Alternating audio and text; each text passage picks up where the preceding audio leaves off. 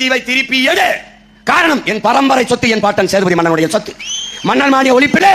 அதை எடுத்துக்கொண்டு நீங்கள் யாரிடமும் விவாதிக்காமல் தான் தோண்டித்தனமாக எடுத்து என் இனத்தின் வரலாற்று பகைவன் சிங்களன். என் இனத்தை அழித்து ஒழித்து என் மொழியை சிதைத்து எங்களை இரண்டாம் தர குடிமக்களாக எங்கள் தாய் நிலத்திலே எங்களை லட்சக்கணக்காக கொண்டு குவித்து நாடற்றவளாக்கி அனாதைகளாக அடிமைகளாக ஏழைகளாக விரட்டி திரட்டிய என் சிங்களன் என் இனத்தின் வரலாற்று பகைவன். அவனுக்கு அப்புறம் ஏன் சொத்தை எடுத்து கொடுத்த? எப்படி கொடுத்த? ஒரே ஒரு கேள்விதான் உடன் பிறந்தவர்களே. எதுக்கு சீமான் நீ தமிழ்நாட்டு தமிழ் தேசியம் பேசுற இந்திய பாராளுமன்றத்துக்கு போற? இதுக்கு தான். எதுக்கு? என் இனத்தின் வரலாற்று பகைவன் சிங்களன் உனக்கு நண்பன் என்றால் நான் உனக்கு யார்? இதை கேட்கத்தான் 40 உறுப்பினர் கொண்டு வர. நீ என்ன பண்ணி வச்சிருக்க? எங்க அண்ணன் டெரரிஸ்ட், உனக்கு எங்க அண்ணன் பயங்கரவாதி. உனக்கு அப்ப குஜராத் கலவரத்தில் 10,000 பேர் கொண்ட உங்களுக்கு என்ன பேரு? உங்களுக்கு என்ன பேரு?